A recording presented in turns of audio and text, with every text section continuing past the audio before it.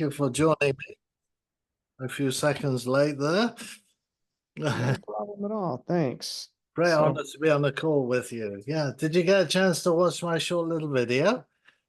no, I have not had an opportunity to see that. I apologize. I No didn't. I, worries. I guess I must have missed that I was supposed to watch that. It's just with the Calendly designed just to save us a bit of time. You can always watch that later if you're more curious about my background. But yeah, so the purpose of this call is for us to find out about each other, see how we can help each other in this business. So tell me your journey into real estate and what got you interested and what you're looking for. How can I help you? Yeah. So I've been involved. I've been in real estate for off and on for probably 6 years. Um, More seriously about the past 2 years. So I had two short-term rentals, which I just recently exited. They were in Houston. So I had four doors up until September 1st. Two STRs in Houston, a MTR in Bradenton, and an LTR in Memphis. I Okay. live in Indianapolis, Okay. so I'm very comfortable with remote investing. Hmm. I am looking to expand into both Birmingham as well as further expand into Memphis. Really focusing on that short term or on that long term rental affordable housing aspect. Yeah. Um, that's my kind of sweet spot there. So I target homes that are between 85 to $100,000 Okay. and um, like to try to get, above 1,000. My most recent one in Memphis, I was getting 1,400 for on an $85,000 property. Oh, very Uh, good. Very good. yeah, so Yeah. it went really well. So that's a good one. So it's up for we're sourcing a new tenant right now. The market in Memphis is softening a little bit. I think I'll be able to get like 1250 for it. Hopefully they'll have a pet, which allows me to pick up another $50. Yeah. Um, Hmm. so I've got a new agent and a property manager down in Birmingham that are now beginning to feed me properties. So I think my next property will be in Birmingham, again in that $100,000 price range. So I'm really looking for um, a partner, a long-term lender that is comfortable with a longer term. I'm not really looking for, the Gator 6 month, 1 month, 6 month type deal. Right. Um, Looking for someone that's got like an self-directed IRA like myself. Those are deals that I lend on. Right. Uh, The so yeah, professionals are good for that. the professional types, haven't got time to think about anything other than their job. yeah, Poor things, but they have plenty of money and they don't want it sitting in the bank. They got these literally millions of dollars in the bank and they look at it and they're not happy because they know it shouldn't be there. It should be somewhere making money instead of sitting there doing nothing. And yeah. some They of just don't these have the types, time. they put it in the stock market and have lost it, and they know they should be in real estate, but I haven't got time to do that. And I've talked to doctors about it, so I know exactly how they feel. Yeah. I've Yeah, got one doctor that's wanting to get in on a deal. I'm trying to find the right deal for that particular one. He's got a little bit different of a need where he's got more money he's looking to invest than just the typical, 20, 25,000. He's looking to pour more money in, which is great. yeah, But I'm trying to approach it with caution with him. yeah. Like, hey, this is our first deal together. I'll gladly take your 100,000. But don't you think it might be a better idea for us to start small and do 20 to make sure you're in this for Mm. the long term? Because I don't want to have a situation where you decide later on, 8 months down the road that you don't want to be involved in real estate anymore and expect me Right. cough up with $100,000. Yeah, that's the danger. Yeah, that's absolutely the danger you have to think about. Yeah, absolutely. Yeah, so but why real estate? What got you turned in this direction in the first place? So a friend of mine, a friend of mine, he owns a property management company here in Indianapolis. And he's been a successful real estate investor. So he got me started in it, sold me my first two properties, managed them for me, held my hand. I made a nice little profit on them and thought, hey, this is pretty solid. I'd like to do this some more. And then I got involved with Pace's mentorship and started going down that route. Right, right, understood. And Yeah. And Corey, where do you hope to be in 5 years' time? What are your goals there? well, in 5 years' time, I'm a fortunate person that I work a W-2 and I actually enjoy it. Okay. Um, One of the unusual ones, yeah. Yeah, Yeah, I'm not looking to yeah. do this to escape my W-2. Right. If it led to a situation where I could, I'd entertain that idea, but I like my job. That's I good. like what I'm I do. glad you do. Yeah, yeah. Yeah, I Like work we in only live one cybersecurity. life, don't we? Cyber security. Oh, that's very important these days. Yeah, It's exciting. It's important. yeah. I believe in what I do. Right. Uh, I'm truly helping companies and I'm helping their customers. Um, the the work is flexible. If I Right. need to, I work from home, I work remotely. I have been for about 6 years now. There we If I go. need to take a day off to do something, it's not a big deal. If I need Right. to work from, another location because I'm on vacation or whatever, I can extend my vacation and do that. So, No, um, that's great. I think you've got it all the right ingredients there because I view I think a lot of people should view it real estate like this. It's like a bank account.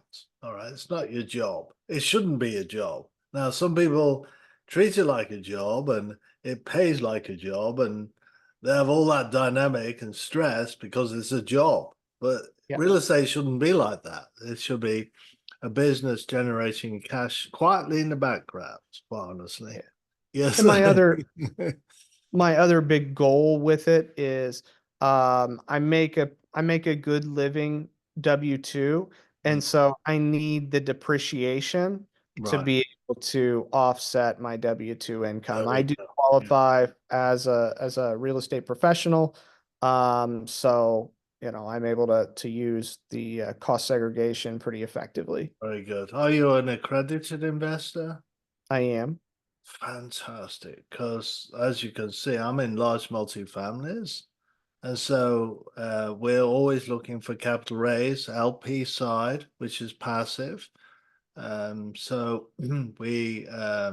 you'll get quarterly distributions as an LP, and then a share in the equity at the end of the project. Projects typically last 3 to 5 years. It's our goal to double the asset value within that 3 to 5 year time period. So we buy C-class buildings in a B-class location and do the value add by raising rents to fair market value, improving the building, the reputation, reducing expenses, and doing value adds like coin laundry, valet services, and what have you. Mhm. Um, so there's a very good return on the investment. We do anywhere from 10 million all the way up to $100 million for acquisition on 100 units or more. And so the from time to time, it's not very often, 1 or 2 times a year, but it makes a difference with these big ones. It may be an opportunity where you'd like to deploy your capital. You'd be invited along to an offering memorandum where you see all the numbers and the deal and what it's all about. And if you like it, you can throw your money in. So, Mhm. yeah. Yeah. I'm an LP on one of Pace's deals, so Okay. I'm familiar with the process. Yes. Fantastic. All right. You're already ahead of the game. That's fantastic. Yeah. I recently restarted my YouTube channel with an educational thread there on large multifamilies. And of course, Pace, that's where the majority of his income and his net worth is from his multifamilies. So I don't think we're following a bad example there, you know? So Right. yeah, so very good. One of the other things I'm involved with right now is I'm promoting Legal Shield. Have you heard of Legal Shield? No. And one of the essential things in real estate is lawsuits, right? Either suing somebody or being sued. It's a major component in our business is legal access, but it's so expensive. With Legal Shield, it's like having house insurance, you know, when you need it. For a monthly fee, and so it's really very effective. I only came across this a few weeks ago.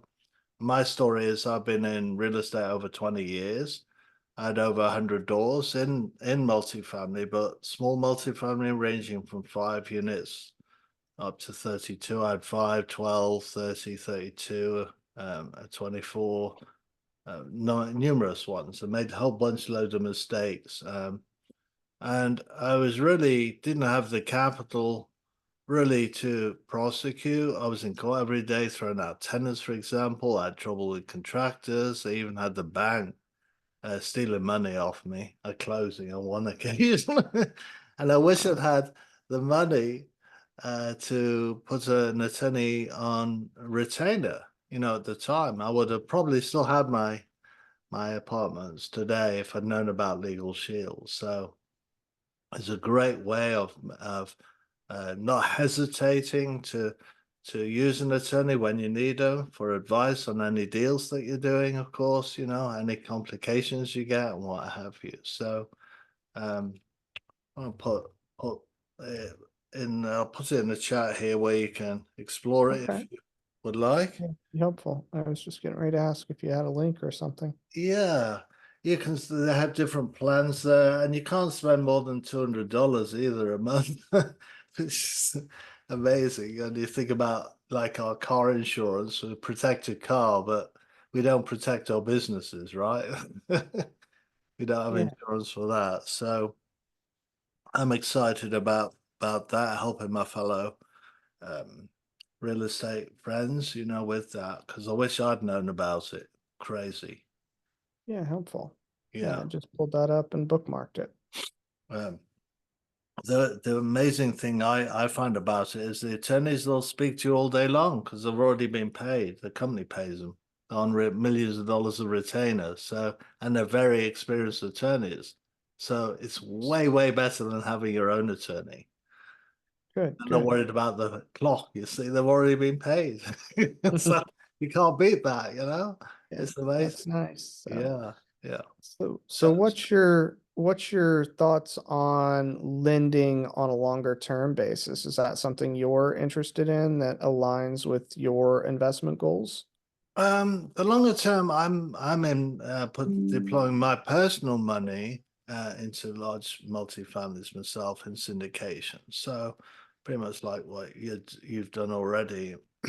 But I can one of the major jobs, as you know, with large multifamilies is capital raise. So I'm always looking to expand my network and connect. You know, I am a lead gator, been in that community since it started, an elite gator. So, you know, I know the likes of Jason Park and Jade and what have you, know, I attend most of those Zooms. So if there is if you do have a capital need, maybe we can tap each other's network. We know different people, you know, and go from there. Yeah. Yeah, I mean, do you know anyone that's looking to do private lending on some longer term deals? As I said at the beginning of the call, those best people, I think Pace calls them whales. Um, they're professionals, people in management who are making a substantial amount of money and have got no time to think of anything else other than the money goes into the bank account. They know it should be invested and they want to invest in real estate. So really it's a case of networking with those guys. I'd look at X, the Elon Musk, it used to be Twitter. is probably one of the best platforms along with LinkedIn to connect with the professionals, and see if you can connect with them there. Sure. Yeah, it could be quite upfront and say, are you frustrated with, or get AI to give you the right approach, Are you frustrated with your money in the bank account? It should be in real estate, making a better return or something like that. Probably not Hmm. saying it as blunt as that, but you get the idea, right? Yeah, yeah. Yeah, yeah. So, So, yeah. All right. um, Yeah. you, so I guess since you are an experienced multifamily investor, um, I guess I wanted to ask you, have you done any deals where the seller has retained equity in them?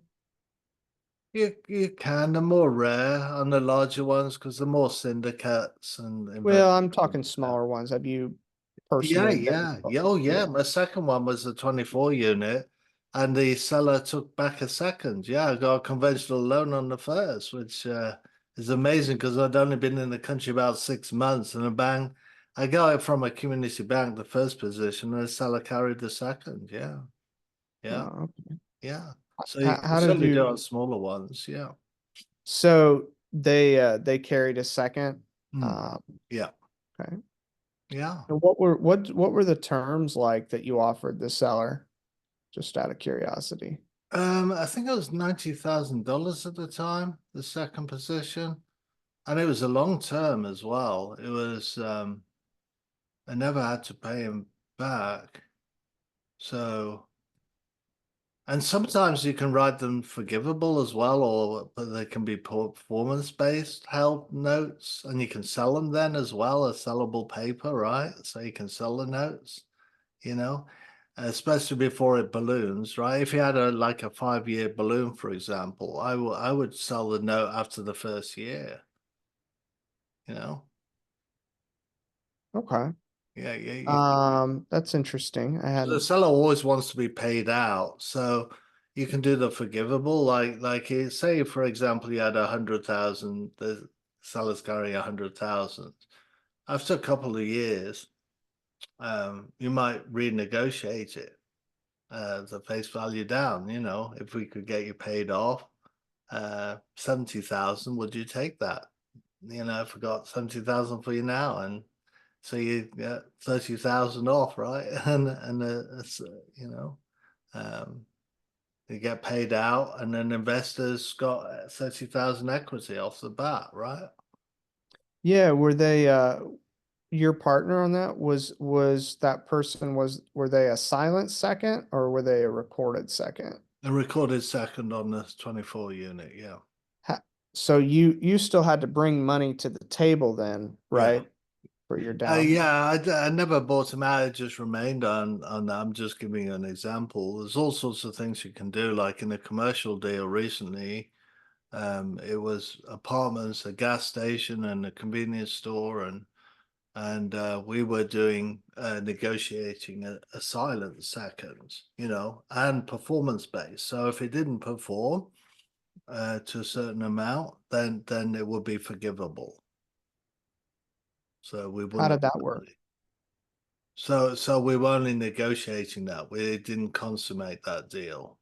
Uh, but Okay. but but it's the idea of the flexibility there. You can do all sorts of things. With the creative.